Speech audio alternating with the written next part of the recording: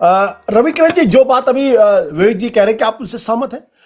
क्योंकि एक ये कहा जा रहा है कि दरअसल भले ही प्रकाश आंबेडकर का प्रभाव क्षेत्र कम हो, लेकिन वो उनके पास ये ऑप्शन था कि वो बीजेपी के साथ जा सकते थे। अगर वो एक ऐसी पार्टी के साथ जा रहे हैं जिसको महाराष्ट्र की राजनीति में कहा जा रहा है कि बहुत कमजोर हो चुकी है, तो ये भी बहुत कुछ इंडिकेट करता है।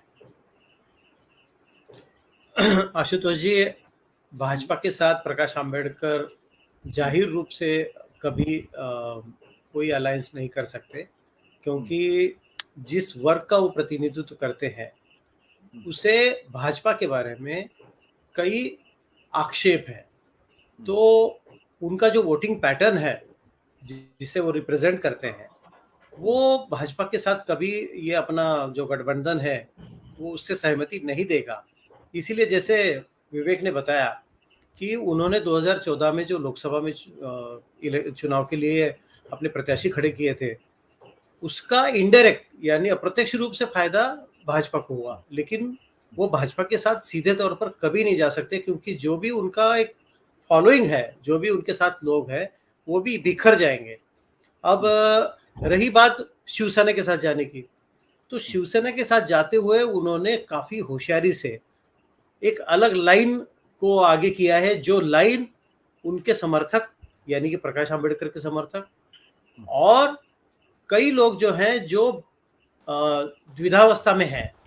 उनको वो एक संदेश देना चाहते हैं कि हम प्रबोधनकार ठाकरे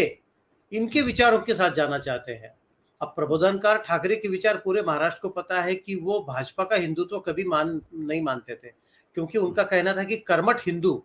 यानी कि ये जो पूजा अर्चा, मंदिर, घंटा, ये सब जो होता है वो उनको कतई मान्य नहीं था। उन्होंने कई जगह लिखा भी है, कई पुस्तकें लिखी हैं, और उनकी जो लाइन थी आइडियोलॉजी कि आप ऐसे अंध हिंदू मत बनो, आप एक अलग अपनी पहचान बनाओ जिसमें आप अंधविश्वास, ये देवी देवता, ये उनके बारे में जो भी पूजा अर्चा के जो भी एक तरीके अपनाए जाते हैं, उस रास्ते पे आप मत चलो। तो उसका ये जो उनकी जो लाइन है, ये काफी हद तक जो सहानुभूति रखते हैं हिंदुत्व से दलित वोटर्स, उनको बिल्कुल अपील कर सकती है। इसीलिए मुझे लगता है कि महाराष्ट्र की जो अभी की सरकार है एकनाथ शिंदे के नेतृत्व वाली, उनको थोड़ी सी चिंता लगी हुई है, क्योंकि पहली बात ऐसी हुई कि बगैर किसी वजह से, बगैर किसी चर्चा होने के पहले ही एकनाथ शिंदे दादर में हिंदू कॉलोनी में प्रकाश आंबेडकर के घर चले गए, राजगृह, जहां पे बाबा साहब आंबेडकर भी रह चुके हैं।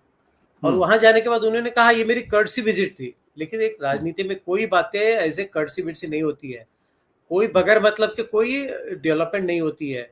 बिल्कुल वो प्रकाश आंबेडकर को मनाने गए होंगे कि क्या आप हमारा साथ दे सकते हैं, क्या आप हमारे साथ रह सकते हैं। और मुझे लगता है कि जब उन्होंने सीधे तौर पे बता दिया कि ये मेरे लिए संभव नहीं है,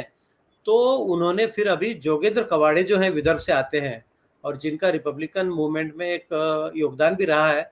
जो पहले कांग्रेस और एनसीपी के साथ भी रह चुके हैं, तो वो उनके साथ अभी अपना अलायंस करना चाहते हैं। तो इससे साफ जाहिर होता है कि दलित वोटों की राजनीति महाराष्ट्र में देखिए एक साथ कभी नहीं रही है। बाबा साहब आंबेडकर जीवित थे, उनको मानने वाला जो वर्ग था वो काफी तरह बिखरता चला गया। आज कितनी रिपब्लिकन पार्टियां हैं ये हम गिनना पड़ेगा हमको, एक इसमें नहीं बता पाएंगे, इतनी रिपब्लिकन पार्टियों के गुट बिखरे हुए हैं। तो ये जो एक सेंटिमेंट जो कहते हैं हम ना, भावनाओं की राजनीति है दलित वोटों के साथ, कि भावनाओं के साथ जुड़े रही है, एक मैसेज चला जाता है। सत्य हिंदी का ऐप डाउनलोड करें गूगल प्ले स्टोर पर।